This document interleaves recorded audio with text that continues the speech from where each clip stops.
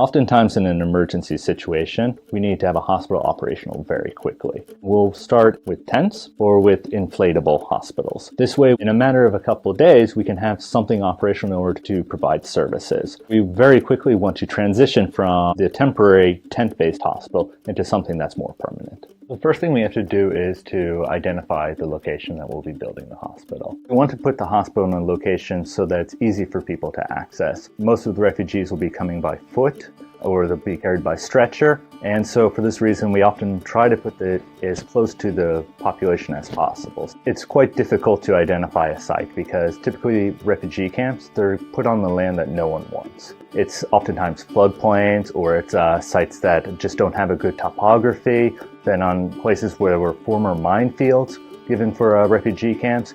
Water for the hospital is very important. It's not just for drinking water, it's also to guarantee the hygiene within the hospital. We talk to the local community, we see what their opinions are, what their knowledge is of the region. We look for places where there's dried up riverbeds, and in those types of locations we can drill underneath the riverbed to find water. And then if we really can't find water anywhere, we start to use different creative methods. One method that we tried in South Sudan is we used the metal sticks method, where you take two bent metal rods in your hands and you walk very slowly over an area where you hope to find water, and then if water is under the ground, the sticks move and they cross over each other. Actually, in Maban in South Sudan, we used this method and we were able to find water under the ground in a very dry region. Unfortunately, it wasn't enough water for the hospital, but it was enough water to have drinking water for the patients. Many of the places that we work have very intense wet seasons and very intense dry seasons.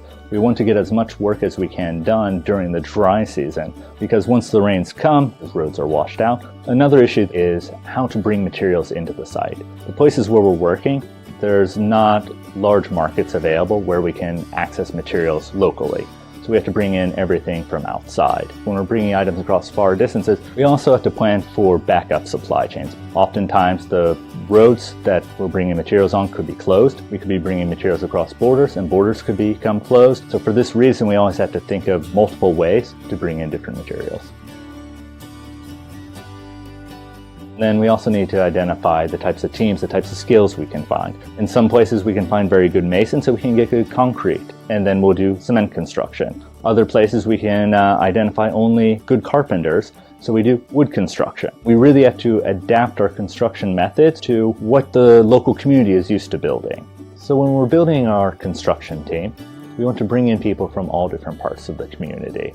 The reason we try to build diverse teams is because we want everyone to benefit from our services. By having a large diverse team, more people are aware of what we're doing there, and we're making the community a part of the building of the hospital that is there to service them.